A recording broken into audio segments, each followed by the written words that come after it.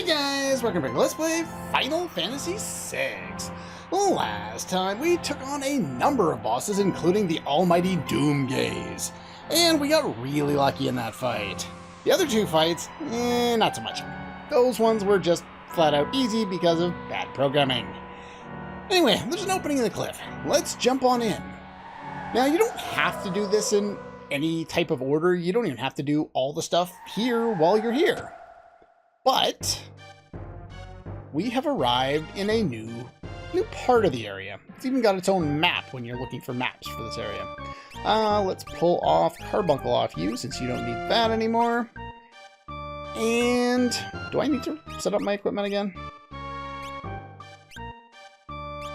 No, I think I'm still pretty well good. Yeah, everyone's basically set up how I wanted to. You'll notice up here, there are these two little spots above and to the left of Mog here. Those are pitfalls. I don't know why they randomly decided to throw pitfalls in this game, but they did, so that's a thing. Nothing to see here. I didn't go into my menu right before I treasure chest for any particular reason. Oh my god, it's Tonberry's Run for Your Life! Yeah, not a good day to be alive, except for they're susceptible to mute. And there's Phantom, and I win. The rest of the fight is meaningless. By the way, the Siren Summon is one of those few... is one of those few summons where they actually change the clothes in the North American, or the original Super Nintendo release of the game. Alright, pugs have 30,000 HP. It's gonna go, they're weak to fire, so we're going to target them with lots and lots of fire. In fact, even you can use fire. Everybody uses fire. Yeah, 30,000 HP. We are not going to do that with you. Now, they're going to try and counter spells with Pearl, which is why we cast Mute on them. And then we don't have to worry about that. But yeah, 30,000 HP, they absorb ice, no, they absorb water, sorry, they are weak to fire. They don't have a lot of things that they can do other than that. They basically only have 3 moves. They'll walk forward using Battle, which is their basic normal attack. And then they will use Knife after 8 turns, I think. And then they counter with Pearl, and that's pretty much it. This fight is basically hell if you're not cheesing through it like I am. Even as it is, it takes quite some time to make it all the way through here. We could be using Bum Rush here too. It doesn't really matter. Just trying to kill them off as quickly as possible. Well, that should finish you off. There we go. Now, this fight is one of my least favorite fights in the entire game, because we don't get anything. But that's not how the game is supposed to be. The way that this works is these guys have a rare steal. They also have a rare drop. It is the same item. It's the Minerva. That extremely good armor that we got recently. So yeah, I want more than one of them. But it's a rare drop. It's also a rare steal. They're level 62, so in order for you to be able to steal at all, Locke, or whoever you have stealing, needs to be at a relatively high level. Not only do I not have Locke, or anyone else who can steal, but my levels are far too low to do that. So the only chance I have is that rare drop. But it's not a guaranteed drop, and it really should be. So I'm going to fight the guys a couple more times, and hope.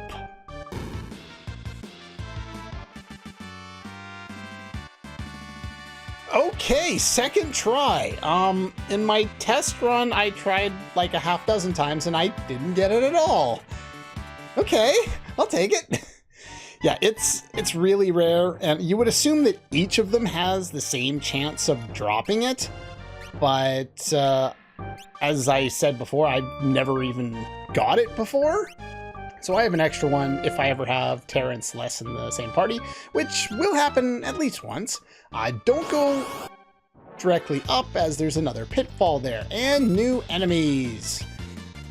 Wait a minute, what am I doing? There we go.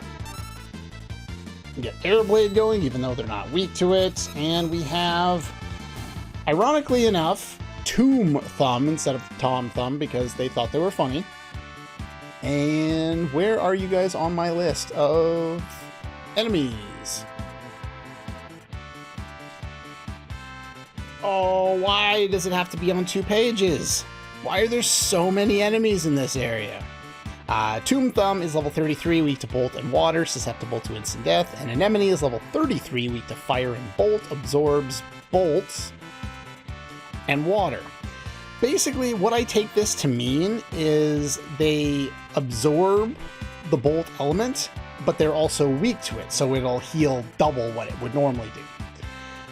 They are also, let's see, they use Imp on you, and they are susceptible to instant death.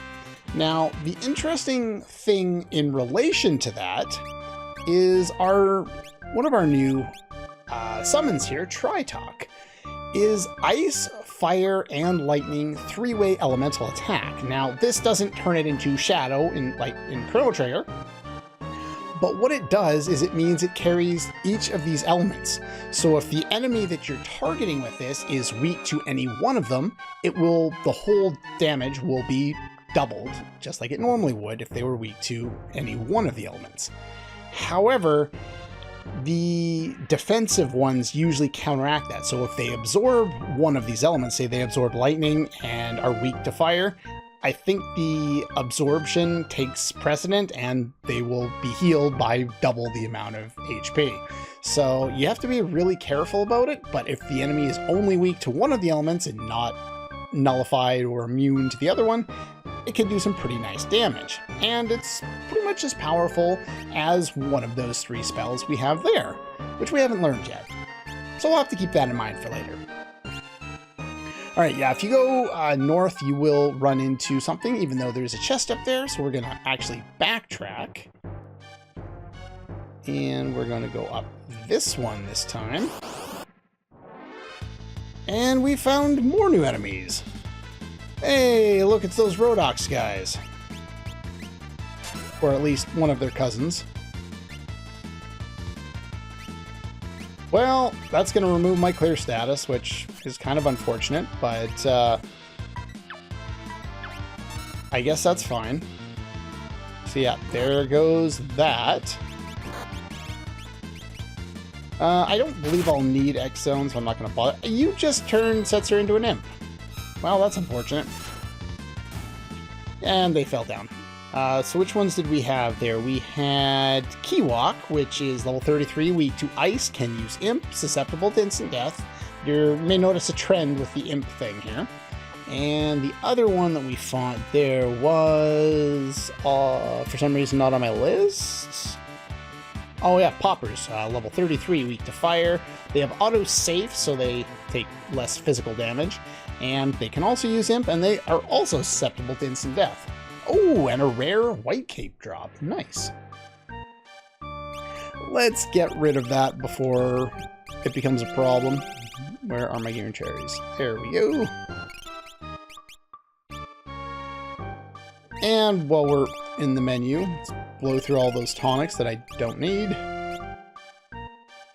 And we'll go through this side. Now, I've skipped doors on purpose. Now, you noticed up in the right, there was a door there. This is pretty much just as fast. And the point is to get here. Oh, wow! I was going to say Triceratops, but then my brain stopped functioning. Ceratops is a relatively powerful and extremely rare enemy. Let's go with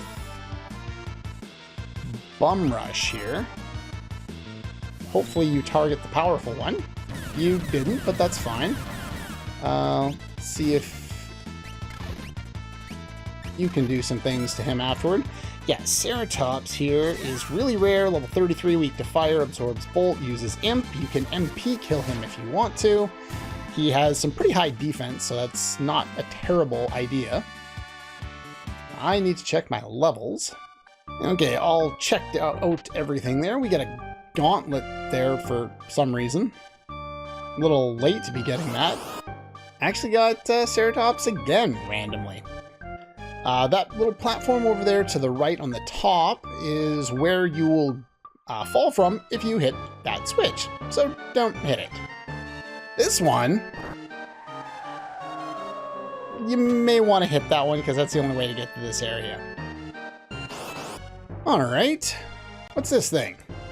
What's with this carving? Looks like bone.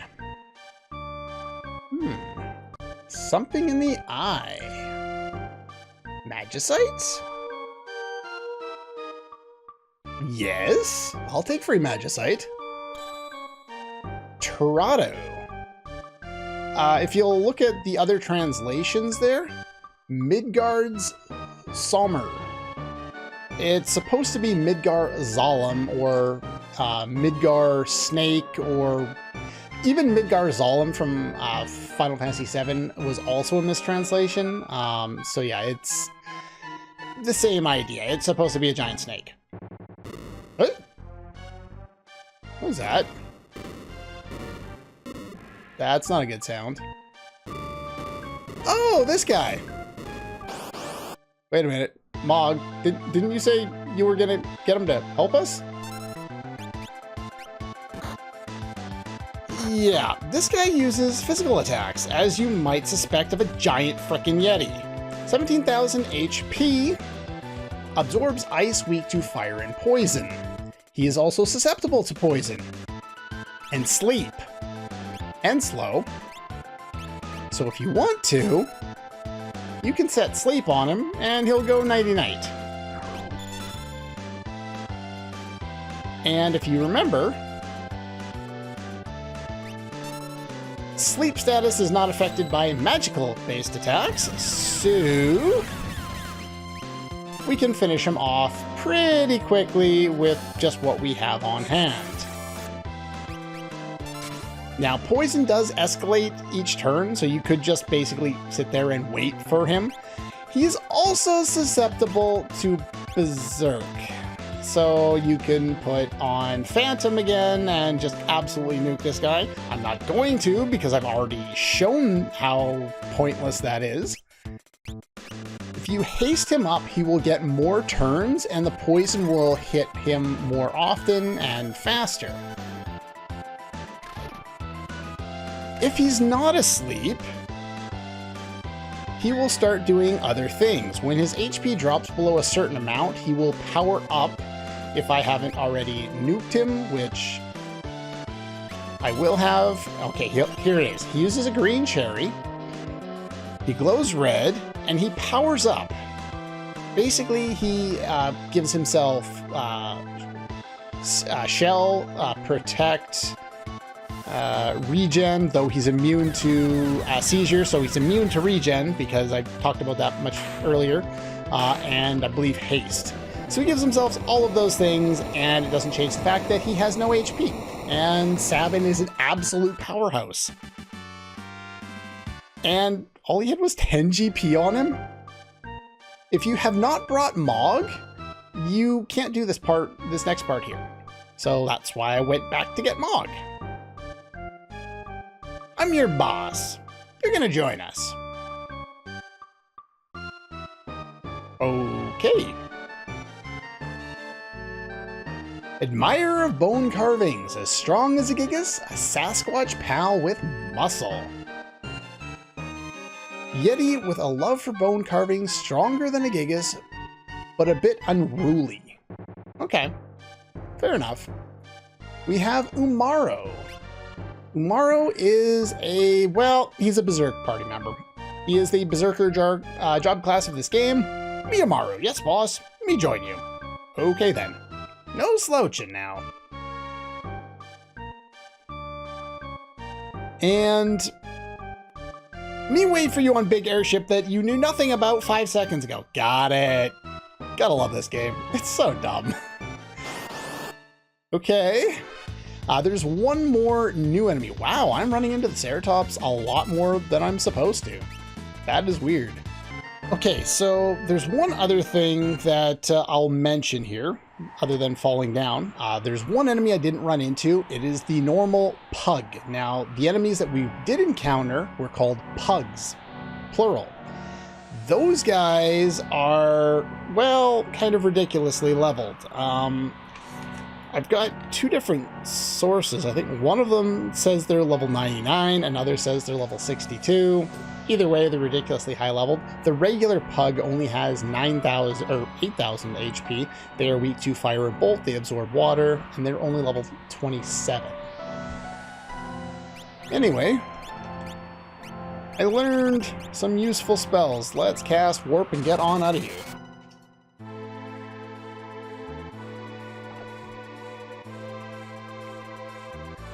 Alright, let's go on into the airship and we'll take a look at Umaro here. He's an interesting party member. Where is he? There he is. He's not particularly interesting, but, yeah. Bring you along. You along. Sure, we'll bring you along and we'll bring Umaro just to take a quick look at him. You can't adjust his equipment. All you can do is feed him relics. You also can't give him any espers. His stats, as you can see compared to everybody else who I've been boosting all game long, are pretty damn fantastic. And if you look at his battle power, his defense, his magic block, all that stuff is really, really high. Except for the magic block and the evade aren't great, considering, well, Terra. But, he's got fantastic stats, but he's auto-berserked come into battle. He's always equipped with a bone club and a snow muffler, which makes him immune to ice elemental damage. But you can't do anything with him. There are two unique relics that are him only. One is the Rage Ring, and the other is the Blizzard Orb. They basically give him additional abilities and additional like moves to fit into his berserker nature. He basically has a normal attack, a character throw attack, a blizzard attack once you get the Blizzard Orb, and I think a tackle attack. He's not particularly interesting. We will see a little bit of him, but not too much.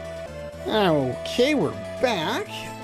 Let's go take our newly formed party that I just removed Umaro from, even though we just got him in there, and let's go somewhere where the music's different.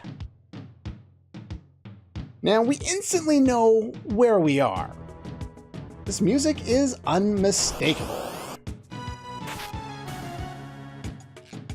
And look who it is. Yeah, in order to get... he might not even join me this time because someone happens to be in the air. Okay, he is going to join. Okay, good. Yeah, basically, if you want to re-recruit Gaw, all you have to do is go to the Veldt and with 3 party members, and he'll have a chance of showing up after battle. It's really straightforward. If you want to get Gaw back, you can do it at any time. And now that we have some more shields, take a look at the magical block on the Force shield. And remember, magic block does both. So I now have a character with only a shield that has a 70% evade rate. This game is kind of broken because of this bug. But yeah, you can get Gaw back whenever you want, make whatever use of them you want to. But that's pretty much going to do it for today. It's a little shorter of an episode for 2 reasons. One, I know where I'm going next, and I've got a plan I want to do it. I don't want to tackle it in this video as well. 2, it's hot as all hell.